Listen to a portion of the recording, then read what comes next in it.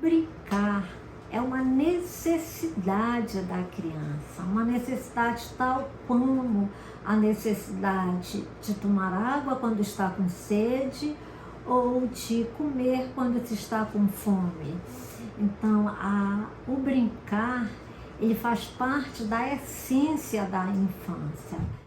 É por esse brincar que a criança manifesta todo o seu ser e o seu fazer. Pelo ato lúdico, a criança expressa seus sentimentos, seus valores, suas emoções. É uma atividade que dá prazer, que é prazerosa. Brincar, ele também está relacionado com a cultura, né? Pela cultura, a criança aprende a viver em sociedade, a expressar os valores, os modos de viver de uma comunidade. O brincar, ele deve ser utilizado em qualquer intervenção que se faça à criança com autismo, né? Por quê? Porque se é uma atividade necessária e que faz parte da vida daquela criança, então ele tem que ser utilizado como elemento principal. Agora, a criança de espectro autista, quando brinca, vocês não podem pensar a partir de um padrão de brincadeira. O brincar na faixa etária de crianças, na fase do desenvolvimento de 2 a 6 anos, em que uma das principais brincadeiras manifestadas pela criança é o faz de conta. No faz de conta vai existir a criatividade, a imaginação, o fazer de uma forma diferente, o dar uma vida a um objeto que tem uma determinada funcionalidade. E esse brincar livre da criança com espectro autista, ele vai ter algumas características, né? Características essas que vão variar de criança para criança. Mas você vai encontrar, por exemplo, crianças que ao brincar, elas têm uma necessidade de ordenar objetos, né?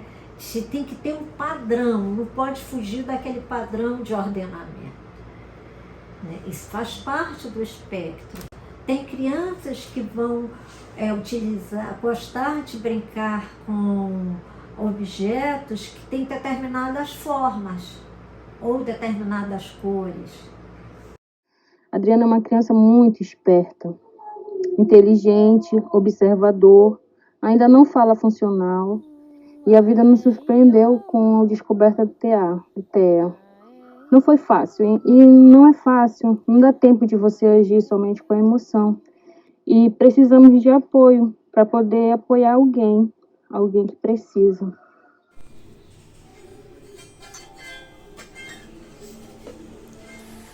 Naranha foi diagnosticado com autismo aos 2 anos de idade.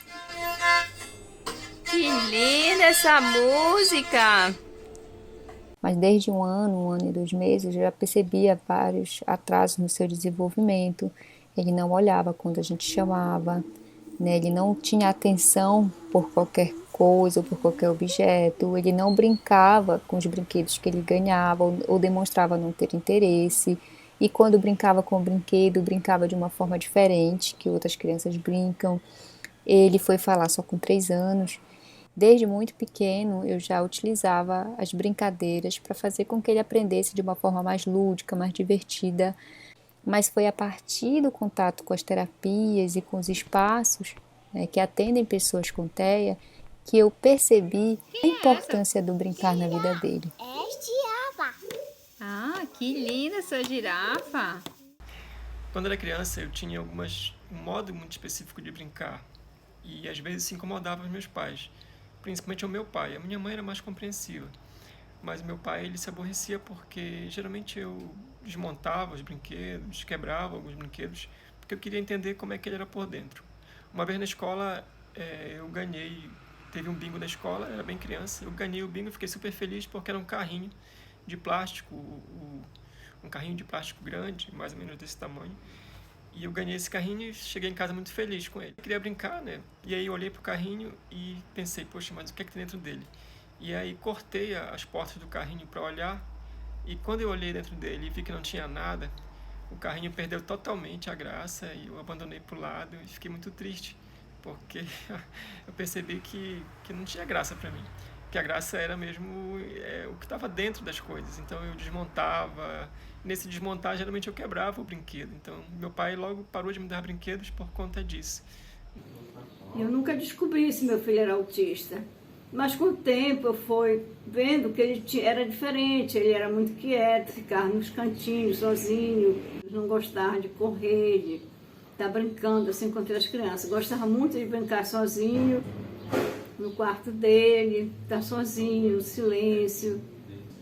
E espero que muitas coisas que aconteceu com ele não aconteçam com o filho dele, né? Porque ele foi descoberto com o tempo e eles estão cuidando, né? E assim como vários pais, várias mães, cuide dos seus filhos, porque isso é muito importante. Penso eu que no contexto, tanto no contexto da educação infantil como no contexto familiar, o importante é a gente observar a nossa criança, o seu modo de ser, o seu modo de fazer, e também compreender, pensar nas potencialidades. O que essa criança pode ser capaz de fazer? Hoje ela ainda não faz. Hoje ela não consegue, por exemplo, interagir com o coleguinha dela. Hoje não consegue, mas amanhã ela vai conseguir.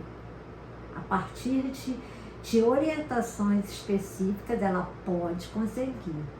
Então é essa ideia que fica. É pensar sempre nas potencialidades e nas possibilidades. E não num diagnóstico fechado, e a partir daí ela tem determinadas características e que fica difícil um trabalho educacional, um trabalho, não é isso. É pensar sim que as crianças, elas têm potencialidades. E é isso que precisa ser trabalhado.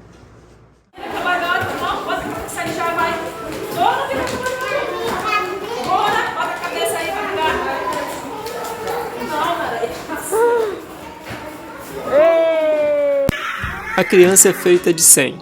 A criança tem 100 mãos, 100 pensamentos, 100 modos de pensar, de jogar e de falar. 100, sempre 100 modos de escutar as maravilhas de amar, 100 alegrias para cantar e compreender, 100 mundos para descobrir, 100 mundos para inventar, 100 mundos para sonhar. Lora de Malaguzzi.